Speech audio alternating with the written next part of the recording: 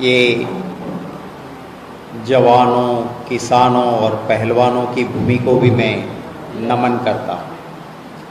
मेरे साथ आज की प्रेस ब्रीफिंग में मौजूद राणा चहल जी, केवल धिंगड़ा जी, चित्रा जी, केसी भाटिया जी, विजय रैना जी और हमारे कांग्रेस परिवार के साथियों, प्रेस और मीडिया के दोस्तों, आप सभी का दिल से स्वागत करता हूँ। लोकतंत्र में जनता जनार्दन है। लोकतंत्र की मजा यही है कि जनता जिसे चाहती है उसे शासन देती है, सत्ता मिलती है।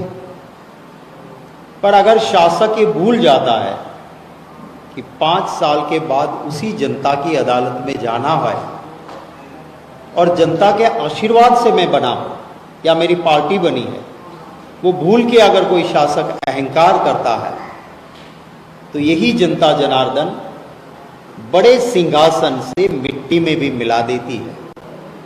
ये हकीकत है। भारतीय जनता पार्टी ने अहंकार किया है, आवाम का अपमान भी किया है। कितनी सीट मिलेगी वो आपके पैसे या घमंड से तय नहीं होता है, वो जनता के आशीर्वाद से तय होता है।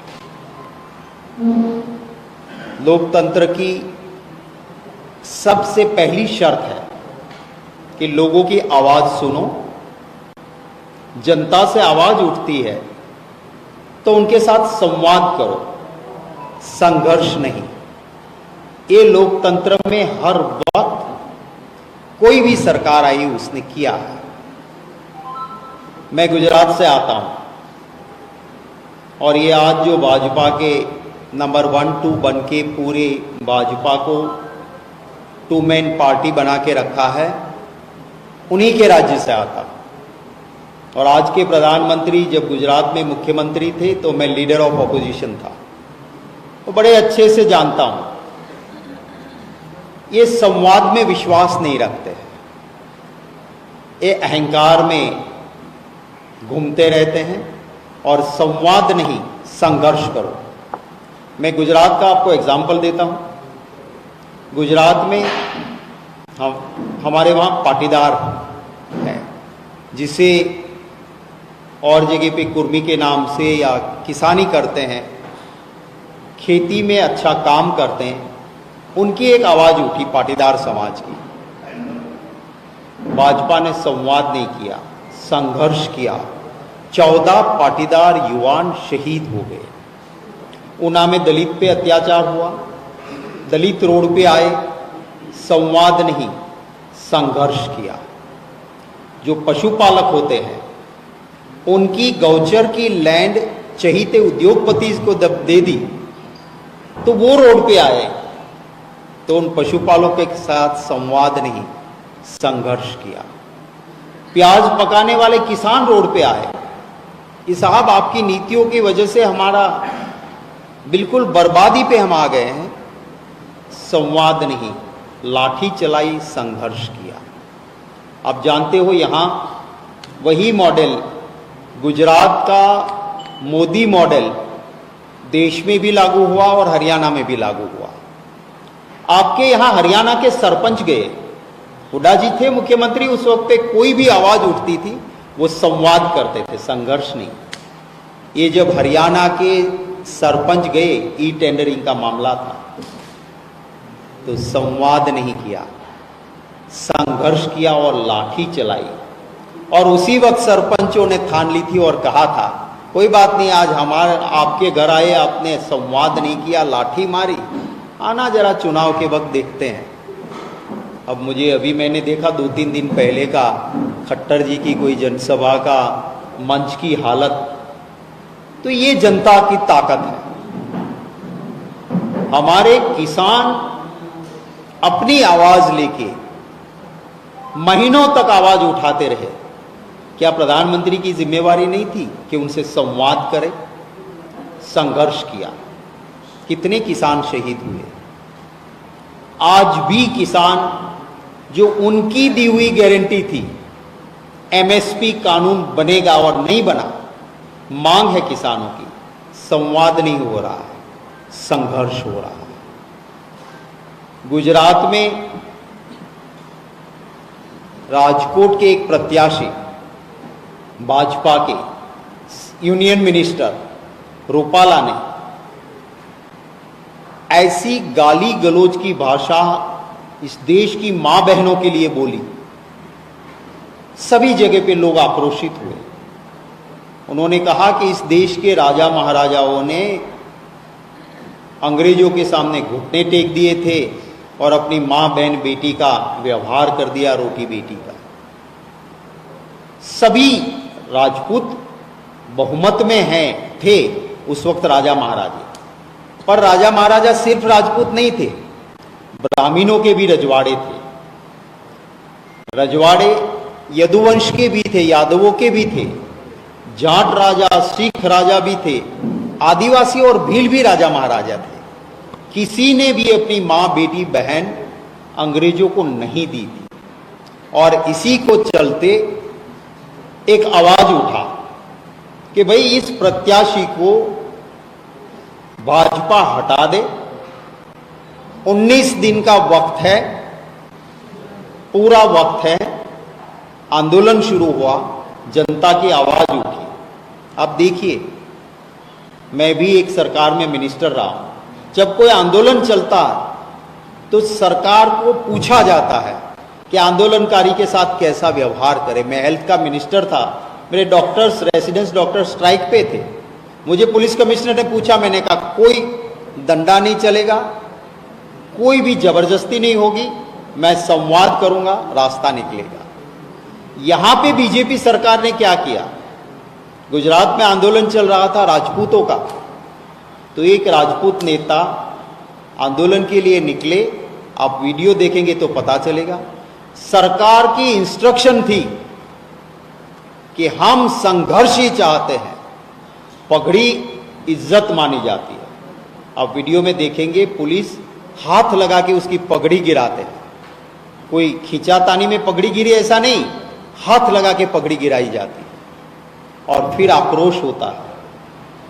पूरे गुजरात में जहां भाजपा के लोग गए, सभी जाति के लोगों ने मिलके उसका मुकाबला किया, विरोध किया, काले झंडे दिखाए।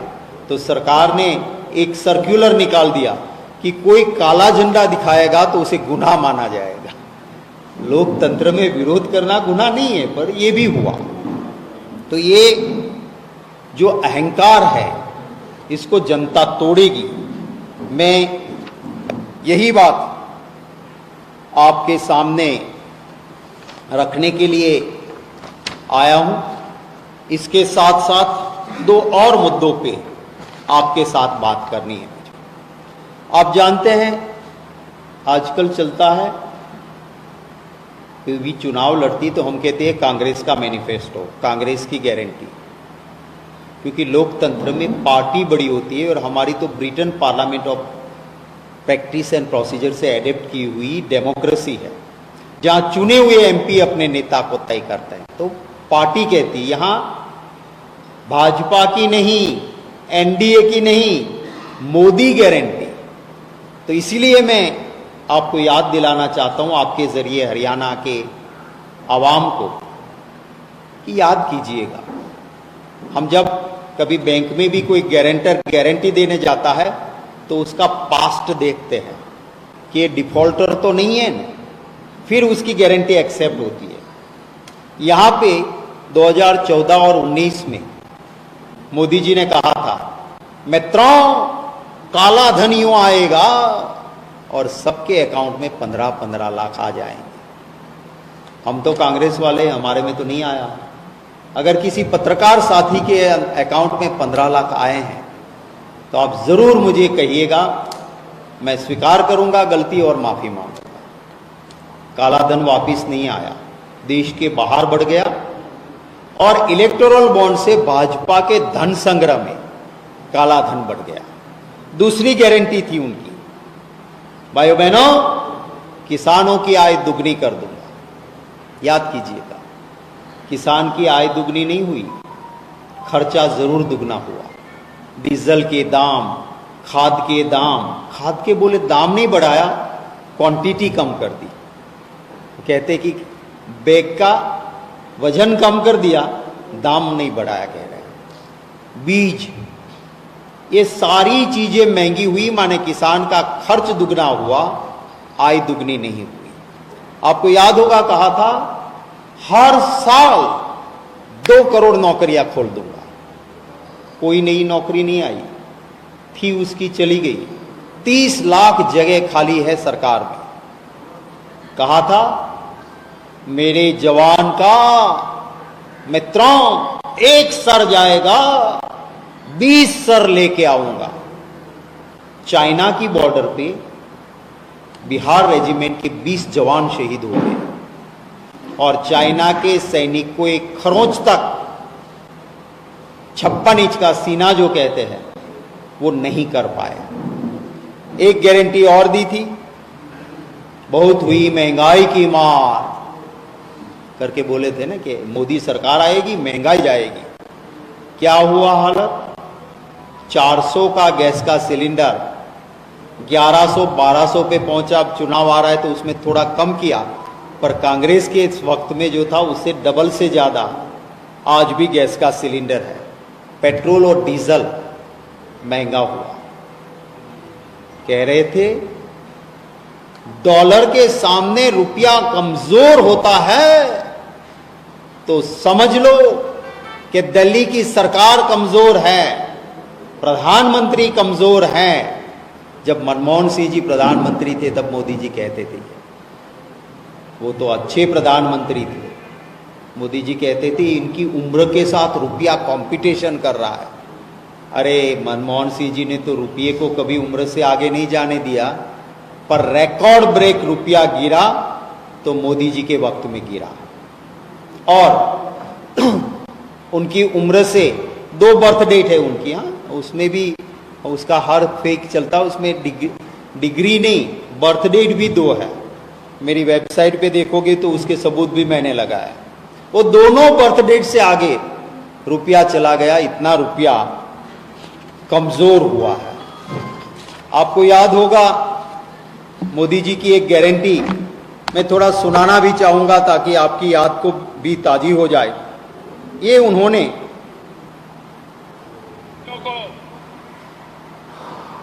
मैं वादा करता हूं कि भारतीय जनता पार्टी की सरकार बनने के बाद पहली ही मीटिंग में पहला ही काम किसानों की कर्ज माफी का कर दिया जाएगा। और मैं खुद इस काम को करवा के रहूंगा, ये मेरी जिम्मेवारी मान लीजिए। कर्जा माफ। तो ये अमित शाह ने तो कहा भी था कि चुनाव के वक्त जो कहते हैं हम वो जुमले होते हैं, वो करना थोड़ी ही होता है। तो आज एक और वो सरकार है जो जुमले देती है और दूसरी ओर कांग्रेस पार्टी है। हम जो कहते हैं, हमारा पास्ट देख लीजिए। चुनाव से पहले जब 2004 और 2009 हमारी सरकार रही, हमने कहा था हम राइट टू इंफॉर्मेशन, आपको माहिती इंफॉर्मेशन लेने का अधिकार कानून बना के हमने दिया। हमने कहा था फूड सिक्योरिटी बिल, ये अधिकार रहेगा हर देशवासी का कि वो खाने का अधिकार उनका रहेगा। तो फूड सिक्योरिटी बिल हम करके लाए। हमने कहा था राइट ऑन फॉरेस्ट लैंड, वो हमने करके दिया। हमने कहा था कि किसान की जमीन ऐसे ही अंग्रेजों के वक्त का कानून चल रहा है, लैंड एक्विजिशन एक्ट, वो नहीं, पूरे दाम मिलने चाहिए, सुधार करके कानून करके हमने दिया। राइट टू एजुकेशन हमने कहा था, हमने करके दिया। एक और ये है कांग्रेस पार्टी जो कहती है वो करती है, और इसीलिए हमने जो 5 न्याय और गारंटी दी है, आज हम पे विश्वास लोग कर रहे हैं।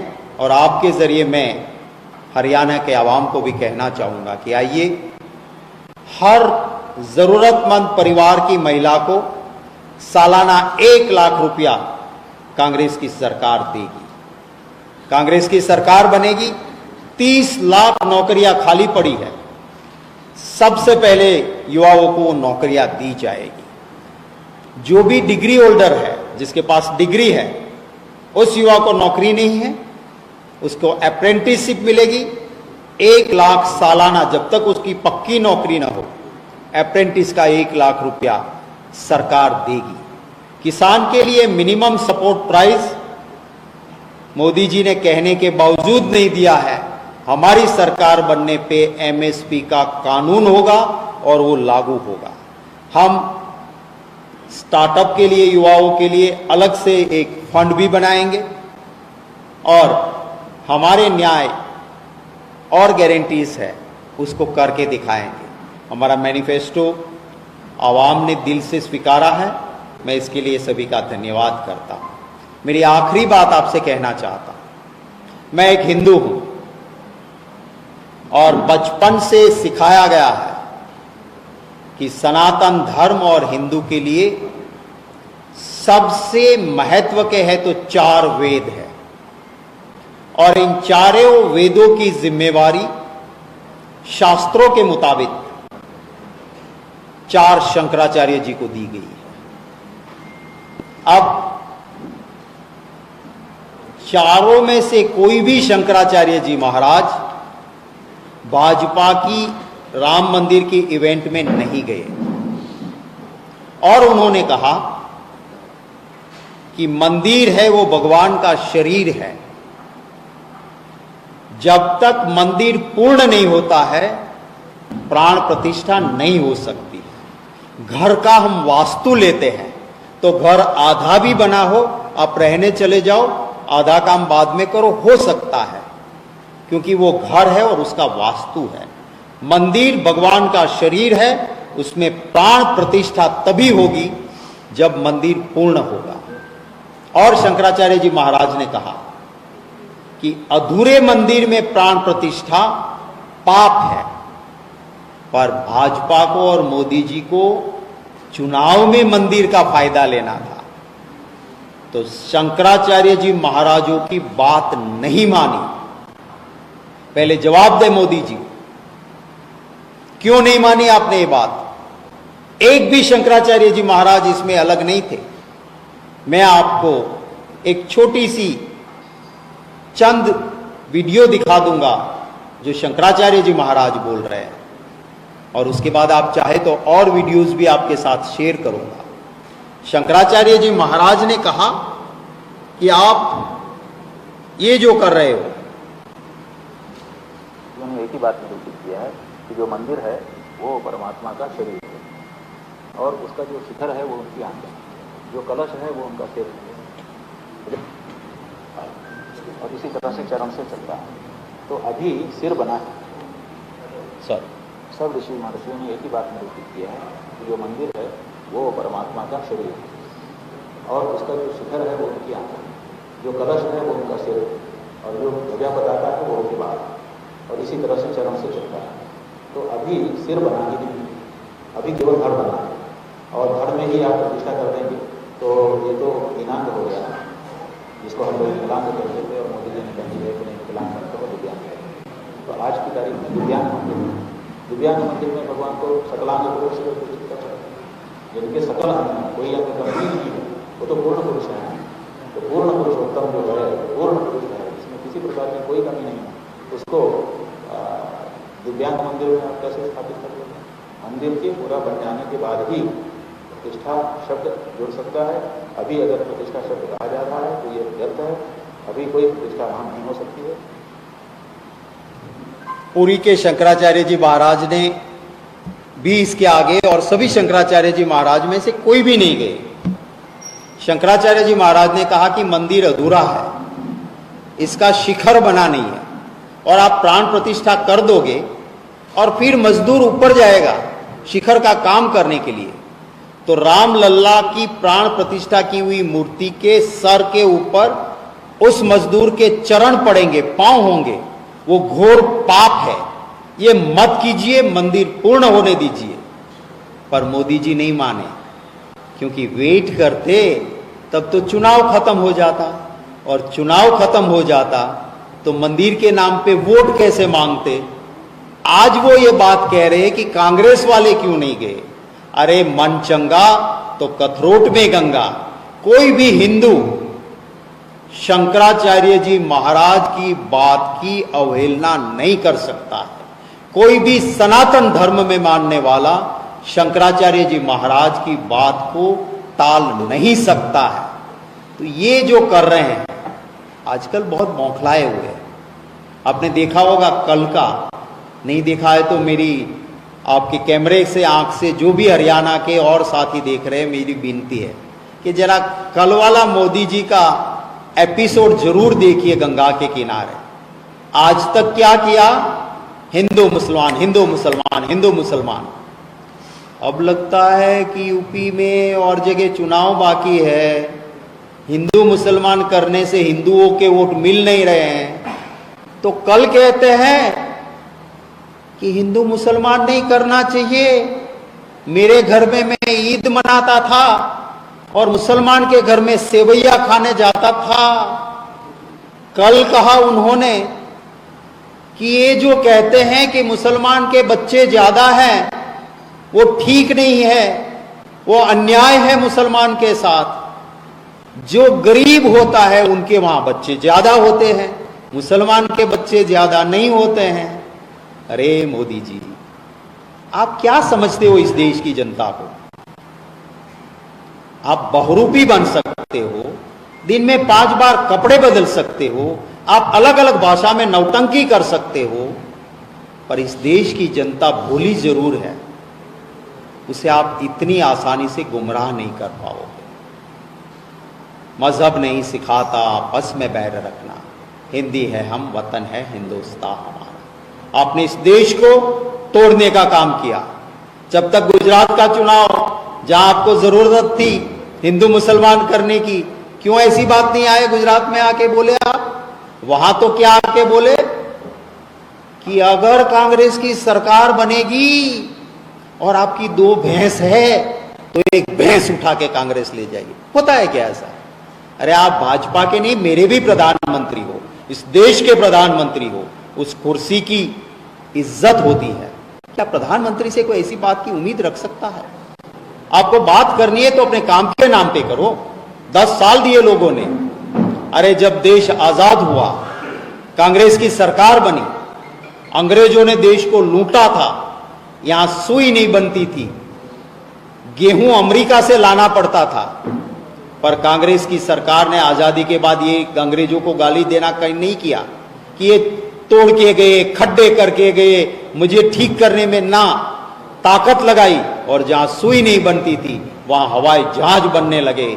जहां गेहूं बाहर से आते थे वहां हम गेहूं एक्सपोर्ट करने लगे, धन धान के भंडार बने। हमने कभी अंग्रेजों को गाली नहीं दी, काम किया कांग्रेस ने और देश को खड़ा किया। आप 10 साल के बाद भी पंडित नेहरू जी को, कांग्रेस को सिर्फ गालियां ही दोगे और कुछ आपके काम के नाम पे कुछ नहीं मांगोगे। आप जवाब तो दो कि जब मेरे देश में जवान शहीद हो रहे थे, आप क्यों गए थे पाकिस्तान? पाकिस्तान की मुखिया की बेटी को आप शॉल दे के आए, गले मिल के आए, किसके लिए पता नहीं मुझे, साड़ी लेके आए। पाकिस्तान का प्यार क्यों था आपको? बताओ देश को। तो ये चुनाव के वक्त जो कर रहे हैं वो ये इस बार सत्ता से तड़ी पार होंगे, 400 से पार नहीं होंगे। ये मैं जरूर कहूंगा, क्योंकि देश की जनता इनको जान चुकी है, समझ चुकी है। आपके कोई सवाल होंगे तो उनका स्वागत रहेगा।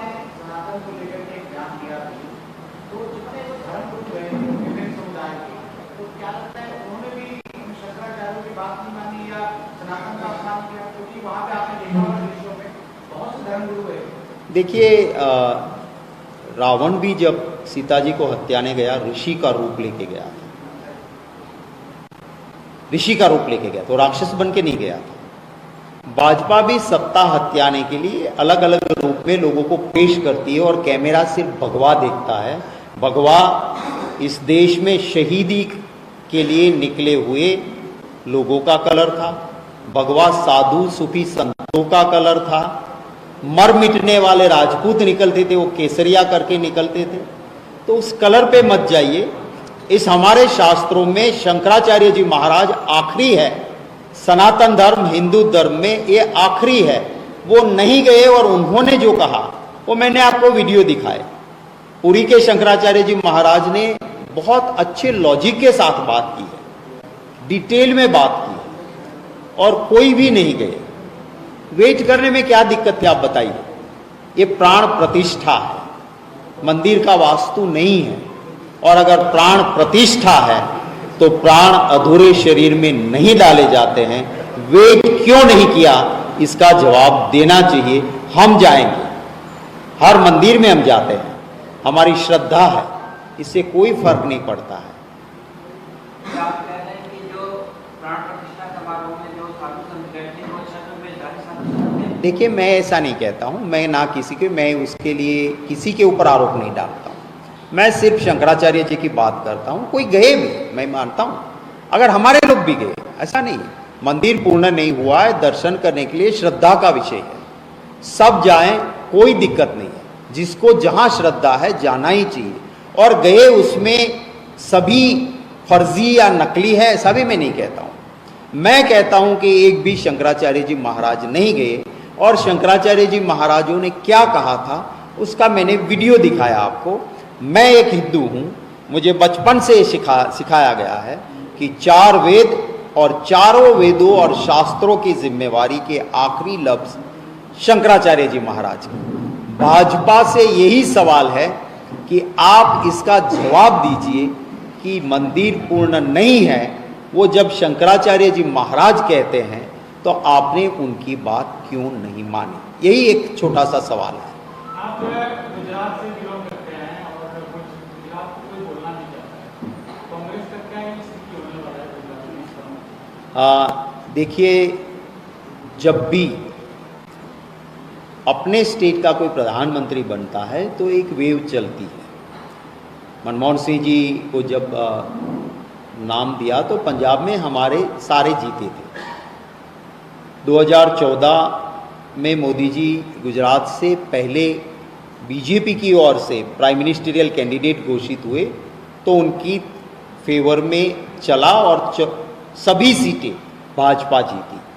5 साल बाद मोदी जी आए और कहा कि आपका बेटा हूं, गलती किससे नहीं होती है, गलतियां हुई है, सीख रहा था, अब और 5 साल का आशीर्वाद दे दो, अगर आप एक भी सीट कम दोगे तो मैं दिल्ली नहीं बैठ पाऊंगा। Emotional blackmail. लोगों ने वोट दिए, 2019 में भी सभी सीटें मिली। मैं दावे के साथ कहता हूं, इस बार वो कहते थे कि सब 5-5 लाख के ऊपर वोट की मार्जिन से जीतेंगे, वो तो बंद कर दी भाजपा वाला ने बात। हाथ पांव मारते हैं और हर दिन वहां का झगड़ा कैमरे के सामने आ रहा है। तो अब रिजल्ट आने के बाद आप देखेंगे कि गुजरातियों का आशीर्वाद कांग्रेस के साथ है। मैं कोई अहंकारी नहीं हूं, अमित शाह की तरह के 400 के पहाड़, मोदी जी की तरह, ये नहीं, ये जनता के, पर जनता के साफ आशीर्वाद हमारे साथ थे। जो अहंकार से सभी समाजों का अपमान किया, राजपूत हजारों की इस तादाद में मां बहनें बेटियां भाइयों के साथ खड़े होकर शपथ लेते थे कि भाजपा में सगा भाई भी खड़ा है, भाजपा को वोट नहीं देंगे। वहां पे पाटीदारों पे अन्याय हुआ, वो भी नहीं साथ रहे। आखिर में एक ओबीसी कम्युनिटी के लिए अनाप शनाप भाजपा का नेता बोला, वो भी नहीं रहे। तो बीजेपी के लिए, हाँ, हमारे लिए हम मुश्किल में चुनाव लड़े, हमारे 11 अकाउंट फ्रीज हुए थे, पैसे नहीं, और सामने पूरा काला धन इलेक्टोरल बॉन्ड से भरा पड़ा भाजपा का खजाना 8,252 करोड़ ऑफिशियल। इसके अलावा तो और भी पानी की तरह वहां पैसे बहाए गए। कुछ लोगों ने, मीडिया ने वीडियो चलाया भी, ज़्यादातर लोग क्यों नहीं चलाया पता नहीं, पर चाहिए तो वो वीडियो में भी दूंगा कि पैसे किस तरह से बीजेपी वाले वहाँ बांट रहे थे, पर फिर भी गुजरात में बीजेपी की हालत खस्ता रहेगी। कांग्रेस के लिए बहुत अच्छे नतीजे गुजरात में और देश में आने वाले हैं। एक करके उधर आऊँ, यहाँ लेके आऊँ। आपने काफी बोर्ड स्टेटमेंट दी राम मंदिर की प्राण प्रतिष्ठा को लेकर। क्या आपको नहीं लगता कि आप एक तरफ कह रहे हैं कि शंकराचार्य की बात को ना मानकर बहुत बड़ा पाप किया? आप ही के पार्टी के बहुत सारे लोग वहां पर गए, आपके उम्मीदवार जो हिमाचल से हैं, अगर विक्रमादित्य सिंह का जिक्र करें, वो भी वहां पर गए। तो इसको लेकर जो आपकी बोर्ड स्टेटमेंट है, ये बैकफायर भी कर सकती है। नहीं, मैं आई अप्रिशिएट योर क्वेश्चन। हाँ, सेकंड थिंग कि क्या लगता है आपको कि अगर बीजेपी को आप कहते हैं कि धर्म और जाति के नाम पर वोट मांगते हैं, तो क्या कांग्रेस की उसी धैर्य के ऊपर वेब चलना शुरू कर दिया? क्योंकि आपने भी स्टार्ट आपने किया कि शंकराचार्य ने मना किया, पाप आपने कहा, लेकिन आप ही के उम्मीदवार, आप ही के पार्टी के लोग जो है वहाँ पर नहीं पहुँच रहे। आपने अच्छा किया कि ये सवाल पूछ लिया, मुझे क्लैरिटी करने का मौका मिल गया। असल में मैंने ये नहीं कहा कि वहाँ जाना वो पाप है या किसी, मैंने कहा कि अधूरे मंदिर में प्राण प्रतिष्ठा पाप है, दर्शन करना कभी पाप नहीं हो सकता। तो जो भी वहाँ गए उनका स्वागत है। मेरी पार्टी से भी लोग गए, किए दर्शन, श्रद्धा का विषय है और श्रद्धा पे राजनीति नहीं हो सकती है। पर जब अगर शास्त्रों के मुताबिक शंकराचार्य जी महाराज मना करे कि ये प्राण प्रतिष्ठा मत करो, वो करना पाप है, दर्शन करना पाप नहीं है। और हमने कभी किसी को रोका नहीं। श्रद्धा का विषय, किसी को लगता है कि चलो कम से कम जो भी है मैं जाऊंगा दर्शन के लिए। और कांग्रेस का सेक्युलरिज्म, राजीव गांधी जी ने बहुत अच्छे से उसको समझाया था, उसका वीडियो आजकल बहुत वायरल हो रहा है।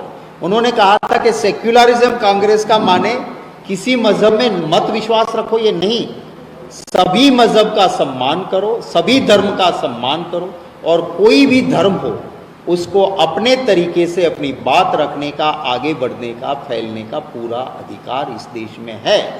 और वही ऐक्य ईश्वर, वो हमारे देश का असली धर्म रहा कि सुप्रीम पावर एक है, उसके अवतार, उसके रूप अलग अलग हो सकते हैं। तो जो गए उसके लिए मेरी कोई टिप्पणी नहीं है। कोई साधु संत गए, चाहे कोई फिल्म स्टार को बुलाया गया, राष्ट्रपति जी को उस वक्त क्यों नहीं बुलाया गया, क्योंकि वो आदिवासी है, ऐसी बातों में मैं नहीं पढ़ूंगा। हमारे लोग भी गए, जाना चाहिए, गए, श्रद्धा है।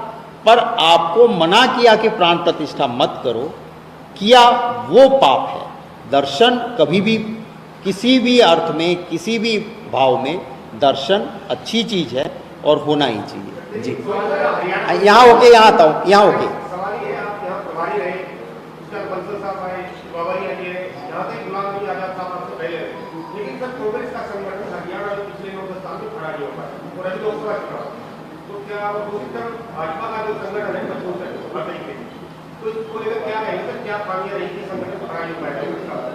देखिए, भाजपा का संगठन मजबूत है आपस में लड़ने में। आजकल आप देख लीजिए, हमारा संगठन पद जरूर नहीं मिले हैं, मैंने भी एक्सरसाइज की, लगभग फाइनल स्टेज पे था, पर एक पार्टी का मैं सैनिक हूँ और जिम्मेवारी गुजरात के लिए मुझे कहा कि तुम्हारी ज़रूरत है, तुम वहीं जाओ, तो वहाँ जाके काम करता हूँ।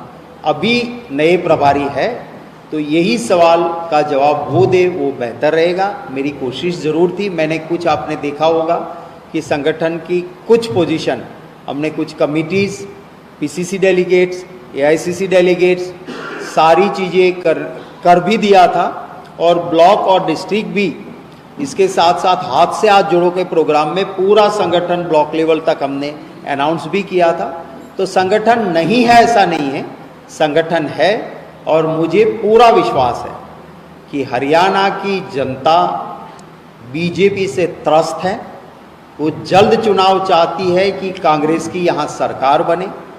बीजेपी के अहंकार को हरियाणा की जनता जरूर तोड़ेगी और कांग्रेस यहाँ मजबूती से खड़ी होगी, ये मेरे विश्वास है। यहाँ जाके यहाँ एक यहाँ पे जाते लास्ट टू जी आपने गारंटियां दे रहे हैं, कांग्रेस की गारंटी दे रही है जी। की गारंटी पे आते हैं।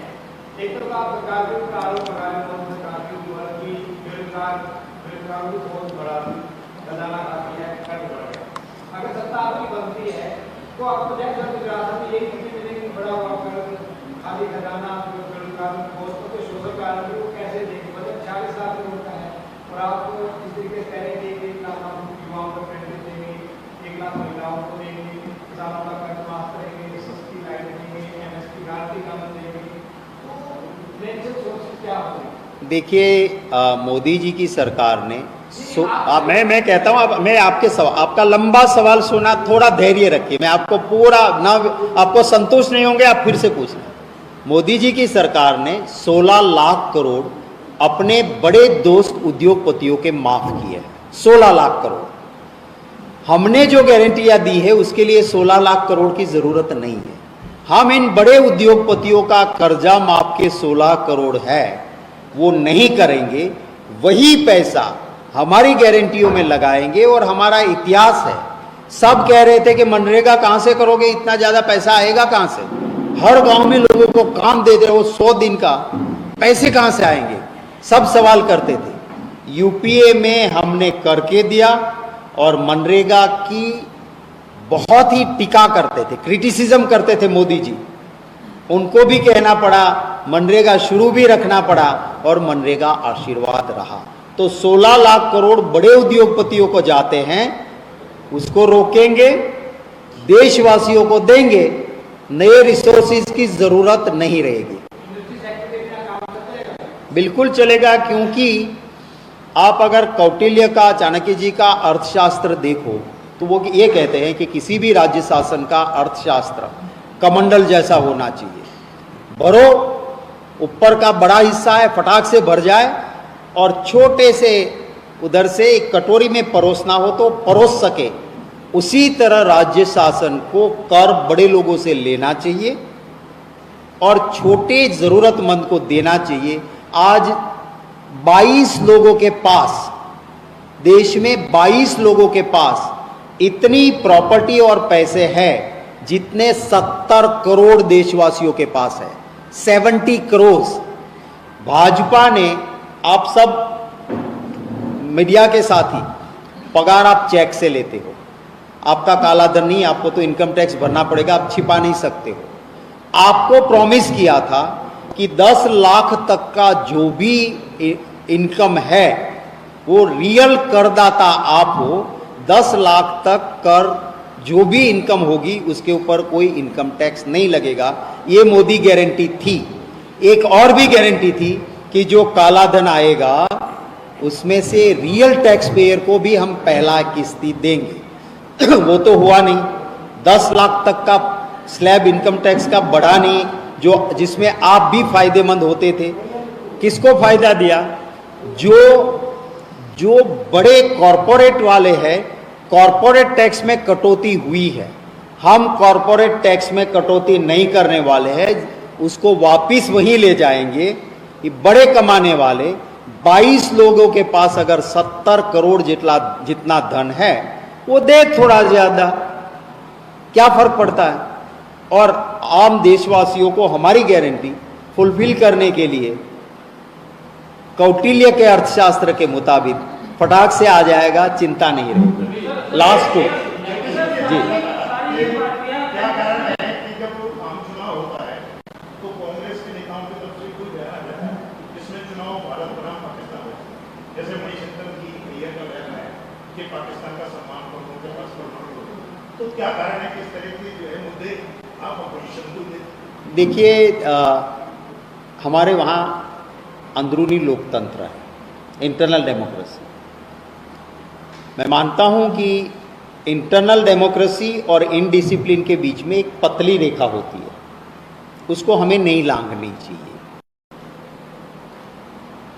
चुनाव के वक्त बोलने से पहले नहीं हो कुछ ऐसी बातें, पर मैं तो ये कहता हूं कि आप इस बयान की बात करते हैं मोदी जी, मेरा मोदी जी से सवाल है कि आप उनके लफ्जों पे जाते हो, अपने कर्तव्य पे क्यों नहीं जाते हो?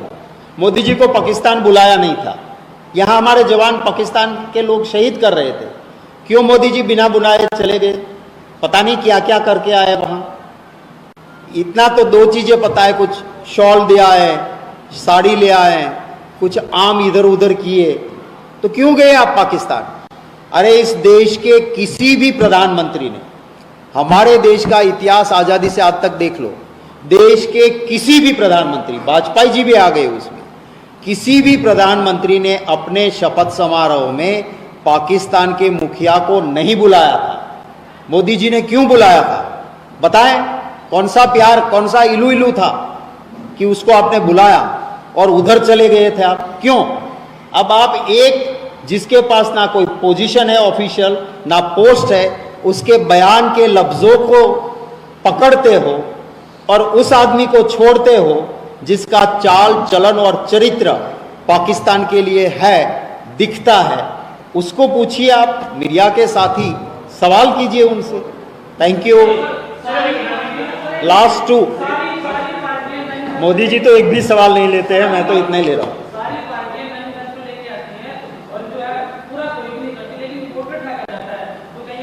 क्या डाला जाता है?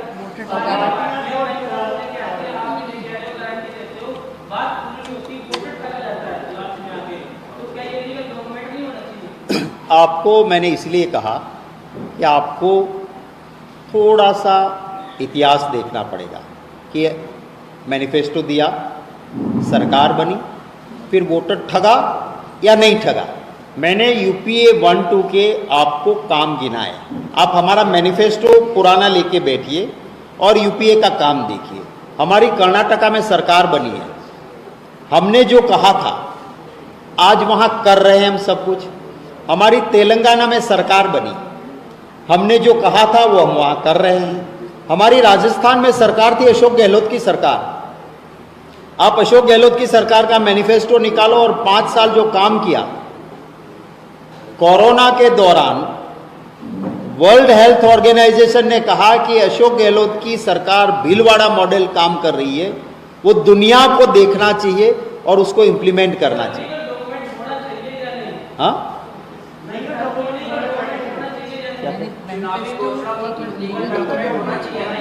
देखिए, सबसे बड़ी अदालत है जनता की अदालत। जनता को अपने तराजू में जो भी बात करते हैं उनको रखना चाहिए और तराजू में रख के पास्ट में जो कहा था किया, इसने पास्ट में जो कहा था वो किया, दोनों को देखें। और जनता जनार्दन लोकतंत्र में सबसे बड़ी अदालत जनता की अदालत है। इसे लीगल कहो ना कहो, लोग आखिर किसको माने। मैं कहता हूं कि 10 साल में मोदी जी ने ये कहा था, मैंने आपके सामने लिस्ट गिनाई। एक चीज होती तो मोदी जी आज भाषण में सिर्फ कांग्रेस को गाली, राहुल गांधी उसकी स्पीच में कितनी बार आते हैं, महंगाई आई एक बार, बेरोजगारी आई एक बार जो उनके प्रॉमिस थे, काला धन आया एक बार, 15 लाख अकाउंट आया एक बार, किसान की आय दुगनी आया एक बार, एमएसपी आया एक बार। तो ये जो कहते हैं वो नहीं करते हैं। अमित शाह ने खुद एक इंटरव्यू में कैमरे के सामने कहा कि चुनाव के वक्त जो कहते हैं वो करना थोड़ी होता है, वो तो जुमला होता है। तो ये जुमले देते हैं, हम करके देते हैं। तो हमारे मैनिफेस्टो पे लोगों को विश्वास करना चाहिए।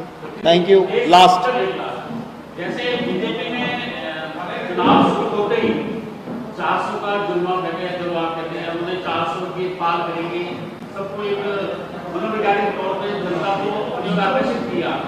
लेकिन पहले चरण में भी, दूसरे चरण में भी, तीसरे चरण के बाद कांग्रेस गठबंधन के आपको तो लगा ये तो हो रहा है। तो अब राहुल जी ने कहना शुरू कर दिया 150 आएंगे, कोई कह रहा है मैडम 200 नहीं आएंगे, ममता कह रही है 210 से ऊपर नहीं आएंगे। तो ये क्या आपको लगने लगा है कि 400 का जो है वो नारा है वो काम कर रहा है? देखिए, आप इनके नारे को थोड़ा सा रिवाइंड करिए अपने दिमाग को। कर्नाटका में कितनी कही थी, कितनी आई? ठीक है, राजस्थान में कितनी कही थी, कितनी आई? जहां जहां पास्ट में, तेलंगाना में हमारी सरकार गारंटी लिख के ले लो, क्या हुआ? तो ये पहली बार नहीं है, ये हर बार ऐसी बात करते हैं। अब लोग इसको लाइटली ले रहे हैं।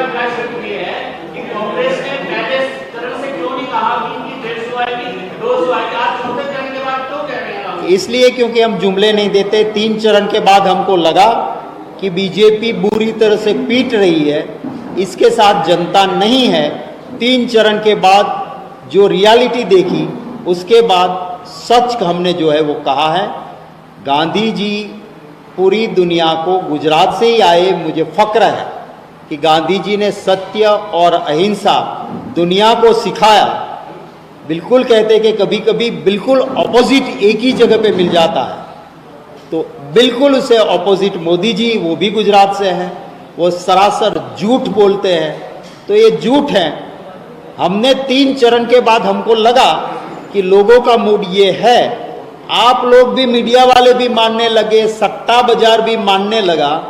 जो सट्टा बाजार था वो भी 1,195 पे लगा रहा है। ये देखिए 400 पे था, 370 पे था, 330 पे था, 297 पे था, अभी 260 पे आया है।